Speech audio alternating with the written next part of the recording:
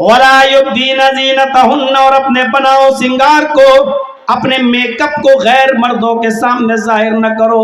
اس کا مطلب یہ کہ اپنے مردوں کے سامنے ظاہر کر سکتی ہیں، اپنے شوہروں کے سامنے ظاہر کر سکتی ہیں۔ لپسٹک کوئی بری چیز نہیں ہے، لیکن گھر میں لگائیے، اور باہر لگاؤ گی تو بہت بری چیز ہے۔ لپسٹک لگا سکتی ہے عورت، اب تو پہلے ایک کمپنی تھی جو لپسٹک بناتی تھی جس میں خنزیر کی، سور کی چربی آتی تھی، لیکن اب اس نے بھی اقرار کر لیا ہے کہ نہیں اب ہم نہیں ملاتے ہیں، اور ایگریمنٹ کر کے دیا ہے اس نے۔ اسرائیلی کمپنی تھی لیکن اب نہیں آتی۔ لگا سکتی ہے عورت، لیکن گھر میں۔ فیئر اینڈ لولی لگا سکتی ہے بالکل، لیکن گھر میں۔ پاؤنڈس لگا سکتی ہے بالکل، لیکن گھر میں۔ پرفیوم لگا سکتی ہے بالکل، لیکن گھر میں۔ باہر کوئی چیز نہیں۔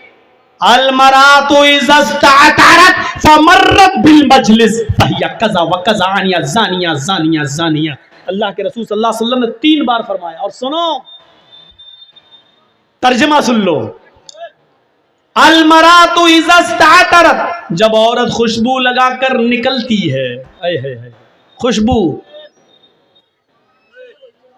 استعطرت، اور عربی جاننے والوں کو معلوم ہے یہ باب استفعال میں آیا ہے، استعطرت، جس کے اندر طلب ماخذ پایا جاتا ہے، یعنی صرف عطر نہیں، پرفیوم نہیں، کوئی بھی چیز لگا لے جس سے خوشبو آتی ہو۔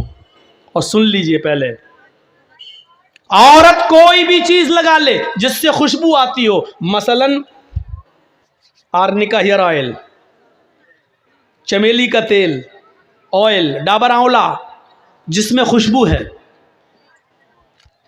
استعطرت باب استفعال میں طلب ماخذ، ہر وہ چیز جس کے اندر خوشبو اڑتی ہو، خوشبو لگتی ہو، یہ چیز عورت گھر میں لگا سکتی ہے، لیکن اگر یہ لگا کر گھر سے باہر نکلی فمرت بالمجلس، اور جہاں لوگ بیٹھے ہوتے ہیں ان کے سامنے سے گزری، یعنی راستے میں چلتی ہے، چوراہے پہ جاتی ہے، دکانوں سے گزرتی ہے، دکانوں پہ جاتی ہے، فَهِيَ كَذَا وَكَذَا، وہ ایسی ہے، وہ ایسی ہے، وہ ایسی ہے۔ صحابہ نے کہا اللہ کے نبی ایسی کا کیا مطلب ہے؟ نہیں سن پاؤ گے، اتنا بڑا کلیجہ نہیں ہے ہمارا، کس زبان سے ہم بولیں؟ صحابہ کہہ رہے اللہ کے نبی بتائیے کیسی ہے؟ کہا نہیں سمجھے، کہا نہیں، کھل کے بتائیے۔ اللہ کے نبی نے کہا آنی الزانیہ الزانیہ الزانیہ، وہ بدچلن ہے، وہ بدچلن ہے، وہ بدچلن ہے۔ کلیجہ ہو تو سنو، اور اگر سننے کا کلیجہ نہ ہو تو مولوی جرجیس کو بلانا چھوڑ دو، اور بلاؤ گے تو سننا پڑے گا، تمہیں نہیں تمہارے باپ کو بھی سننا پڑے گا۔ یہ نبی کہہ رہے ہیں وہ بدچلن ہے، ہائے ہائے، خوشبو لگانے والی بدچلن ہے، پرفیوم لگا کے نکلنے والی بدچلن ہے، خوشبودار کوئی بھی چیز اپنے جسم پہ لگا لے اور دکانوں سے جا کر شاپنگ کرے، اس کو بدچلن کہا ہے۔ مردوں کے ساتھ دکان پر بیٹھتی ہو 5-6 گھنٹے، وہ کون ہوئی؟ کالج میں لڑکوں کے ساتھ اس کے پاس بیٹھ کر 5-5 6-6 گھنٹے پڑھتی ہو، اور انٹرویل میں کالج کی کینٹین میں دونوں چائے پیتی ہو، وہ کون ہوئی؟ اگر اس کے بارے میں ہم بول دیں گے تو یہ گالیاں دیں گی بیچاری۔ اسی لیے یہیں سے اندازہ لگا لو، جو عورت خوشبو لگا کر نکل جائے وہ ایسی ہے، وہ ایسی ہے، وہ ایسی ہے، یعنی بدچلن ہے، بدچلن ہے، بدچلن ہے۔ جو پرفیوم خوشبو لگا کر نکل جائے تو وہ یہ ہے، تو مردوں کے ساتھ گھومنے والی، غیر مردوں کے ساتھ چلنے والی، ان کی بائک پہ بیٹھنے والی، ان کی موٹر سائیکلوں پر سفر کرنے والی کون ہوئی؟ میری بہنوں، میری قوم کی بیٹیوں، تم کہاں عزت ڈھونڈ رہی ہو؟ اسلام نے تمہیں جو عزت دی، اللہ کی قسم دنیا کے کسی دھرم میں اور مذہب میں وہ عزت نہیں ملے گی۔ تم کہتی ہو ہمیں اسلام نے پردے کی 4 دیواری میں قید کر دیا ہے، چہرہ تک نہ دکھاؤں، ہاتھ کی ہتھیلیاں بھی نہ کھولوں، پیروں میں بھی ساکس پہنوں، ہاتھوں میں گلیوز پہنوں، پھر ہم ترقی کیسے کریں گے؟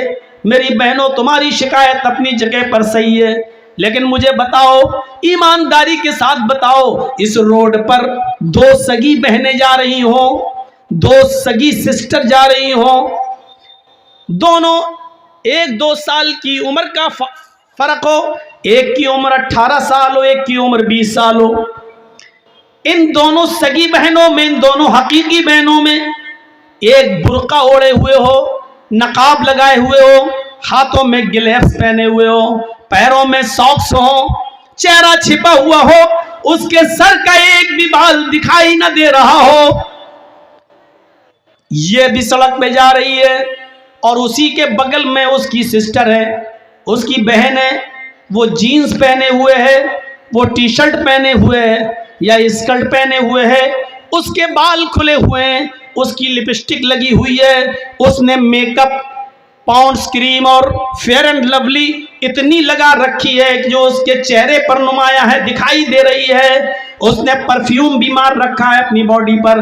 میری بہنوں، ایمانداری کے ساتھ بتانا، جرجیز کا چہرہ دیکھ کر فیصلہ مت کرنا، اپنے دل کی گواہی بتانا، ان دونوں سگی بہنوں میں چوراہے پر جو لڑکے کھڑے ہیں، شرارتی ہیں، چھچورے ہیں، ان کو ان کے ماں باپ نے اچھی تربیت نہیں دی ہے، وہ دوسروں کی ماں بہنوں کو تکتے رہتے ہیں، ان کے اندر یہ برائی ہے۔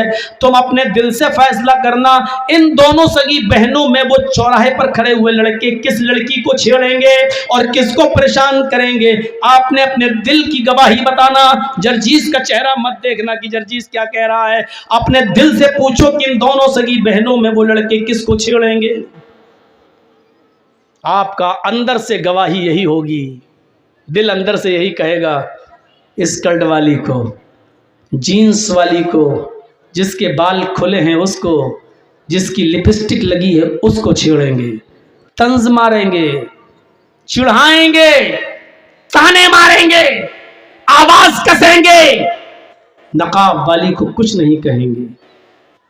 قرآن نے یہی تو کہا ہے کہ تم جب روڈ پر چلو، سڑک پر چلو، کسی ضروری کام کے لیے نکلو، قُل لِّلْمُؤْمِنَاتِ يَغْضُضْنَ مِنْ أَبْصَارِهِنَّ وَيَحْفَظْنَ فُرُوجَهُنَّ وَلَا يُبْدِينَ زِينَتَهُنَّ۔ قرآن نے یہی تو کہا ہے کہ اپنی نگاہوں کو نیچا رکھو، وَيَحْفَظْنَ فُرُوجَهُنَّ، اپنی شرمگاہ کی حفاظت کرو، وَلَا يُبْدِينَ زِينَتَهُنَّ، اور اپنے بناؤ سنگار کو، زیب و زینت کو غیر مردوں کے سامنے ظاہر مت کرو۔ یہ 3 چیزیں عورتوں کو بتائی ہیں۔ پہلی چیز، نگاہیں نیچی رکھو۔ جب عورت نگاہ نیچی کر کے چلنے لگے اور ہر وقت اس کی نگاہیں نیچی رہیں تو کبھی واٹس ایپ پہ کسی سے بات کرنے کی ضرورت ہی نہیں پڑے گی، میسنجر اور فیس بک چلانے کی ضرورت ہی نہیں پڑے گی، کیونکہ جب نگاہیں نیچی رکھتی ہے تو وہ کیا جانے کون گزر رہا ہے، کون جا رہا ہے، کون آ رہا ہے۔ پہلی چیز، نگاہیں نیچی رکھو۔ دوسری چیز، وَيَحْفَظْنَ فُرُوجَهُنَّ، اپنی شرمگاہ کی حفاظت کرو۔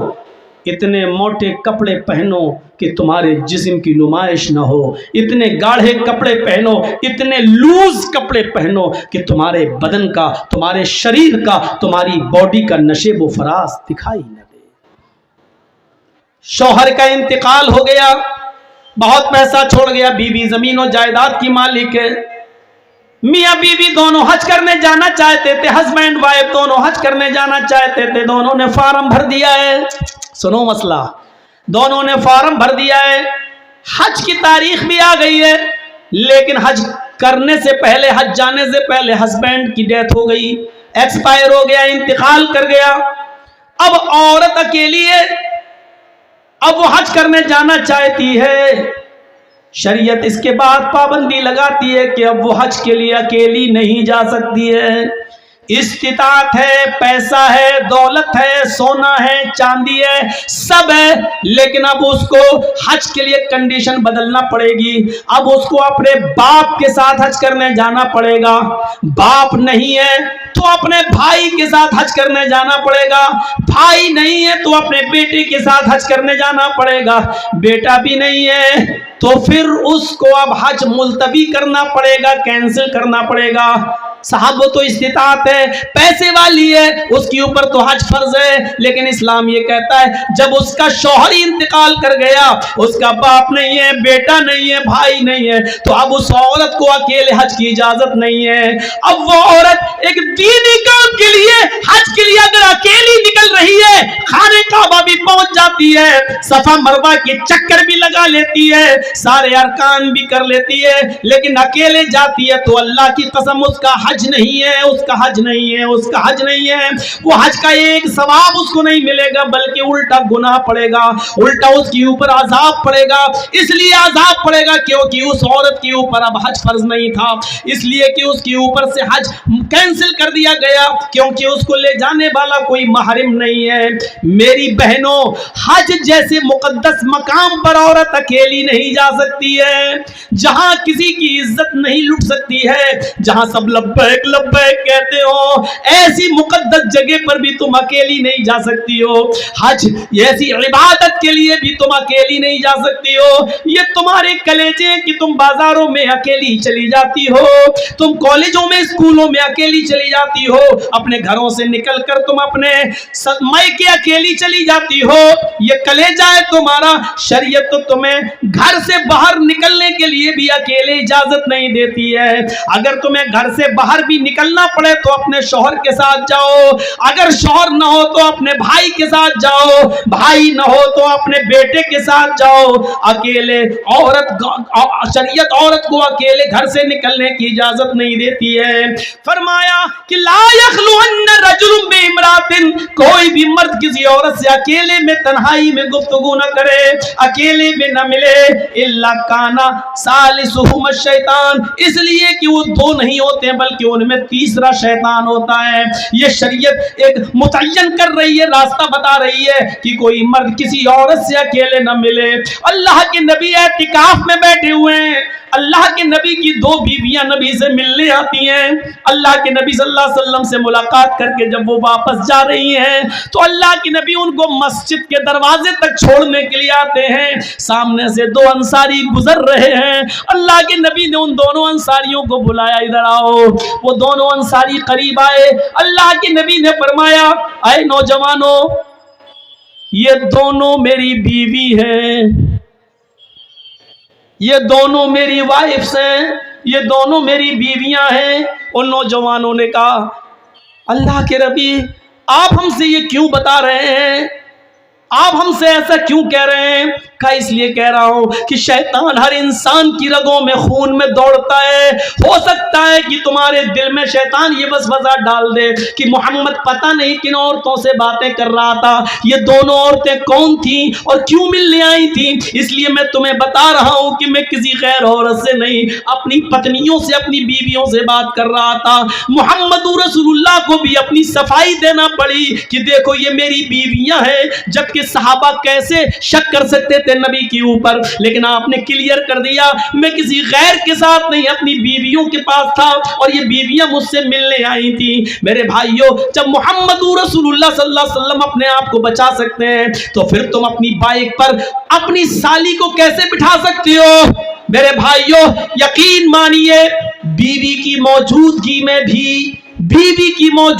میں بھی سالی آپ کی بائک پر نہیں بیٹھ سکتی ہے. اگر بیٹھتی ہے تو بہنوئی بھی گناہگار اور سالی بھی گناہگار.